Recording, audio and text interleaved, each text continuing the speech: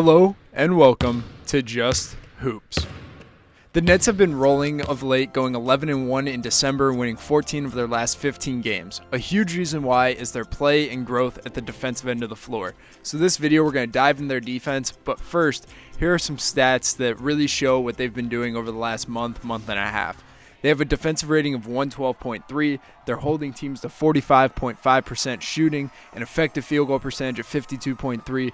They're holding teams to 37% from three-point range, and they're one of the best playmaking defenses, averaging 6.8 blocks per game, first in the league, and 6.9 steals. So now let's dive into the film and see what this defense is all about, starting with their base shell look. The main thing I want to talk about when it comes to their shell or base defense look is how they load the box. Here against Atlanta, you can see the weak side elbow and block are loaded. They have that presence in the middle of the rim, and strong side Ben Simmons is pretty active. Here against Cleveland, we're going to have an empty side of the floor so we can see the whole box loaded. They do a good job with their guards at maintaining them in a spot to deny, but if they're in a spot to help and be active in that gap, they're going to load up that nail, load up those elbows, and really be active up there. And then when it comes to the paint, they love having size down there, staying connected, being able to load the paint, allowing the guys on the outside to be able to get out, rotate, and contest shots on the perimeter. At the end of the day, the primary thing with this defense is their ability to be loaded in the paint and recover out to shooters with their length, athleticism, and switchability. Here against the Bucks, you're going to get Ben Simmons floating around. This is going to show how much they prioritize their ability to have a guy in the paint, loaded up at all times, making drives very difficult, just clogging the offense. And Ben Simmons did a great job for the first half of this possession, and then you'll see Kevin Durant do a good job on this cut against Giannis. He's just floating the middle of the paint, not necessarily being the low man, as we'll talk about later how they rotate, but just having presence deep in the paint at the rim. When it comes to just the overall base and shell of this defense, the first level is up and into the rock. They like to force into action, force to a sideline, keep them out of the middle of the floor. When it comes to the second level, in the middle, load the nail, load the elbows, deter paint touches. And on the strong side, be ready to stunt, be pretty active in that corner.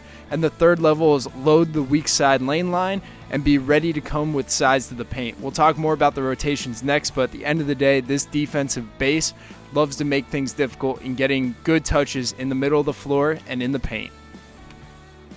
So now let's go to the help side and see how the Brooklyn Nets rotate and help each other out defensively.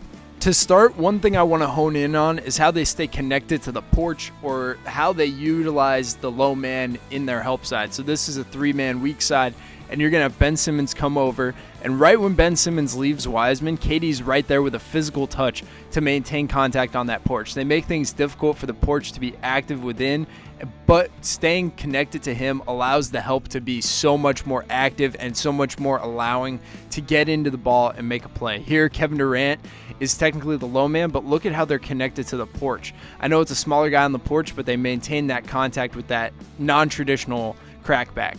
Here, you got Claxton and KD low, and Claxton stayed in an area to make a play on the porch.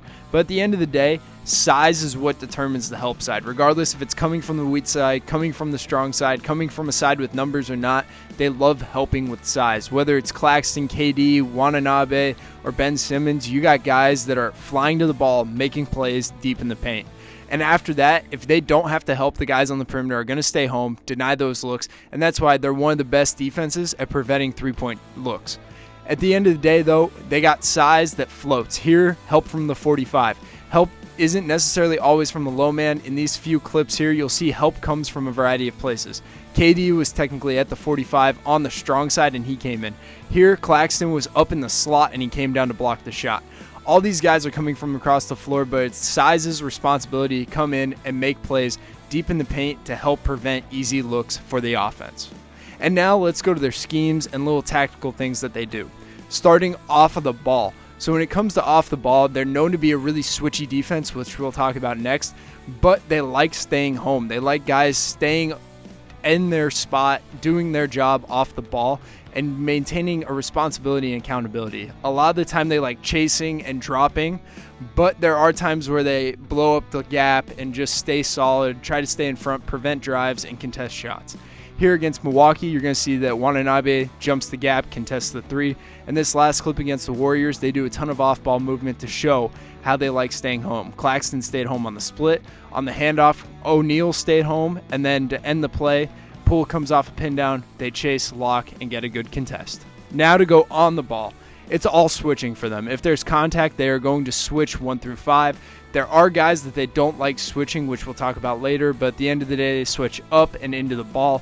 A lot of the time, it's a switch over and peel as the guy that is initially getting screened, but if they don't have contact, they don't switch. Like here against Atlanta, there was no contact on that screen, so they stayed home. Here against Milwaukee, you got that switch with Claxton. They have guys across the board that can go out, switch, and make plays, but also there are situations in which they don't want to switch, whether that means from a size perspective or a non-contact. Like here against Cleveland, there was no contact. They stayed home, stayed solid one-on-one, and got a really good contest on the ball. This last clip against the Bucks could put it all together, though. They stay home if there's no contact, no coverage. On contact, though, they are willing and able to switch anyone on everyone. And if there is a mismatch, we're going to see what they do here. Against the Warriors, we get a ball screen and Patty is set by Wiseman. They do the switch. Patty is in a mismatch, but they bring Morris in from the top side to scram Patty off and keep size on the big man. We'll see this through the next couple of clips, but they protect their smalls by either not switching or keeping them on the perimeter against their own position. Here against Cleveland, we had KD come over and scram off onto Allen.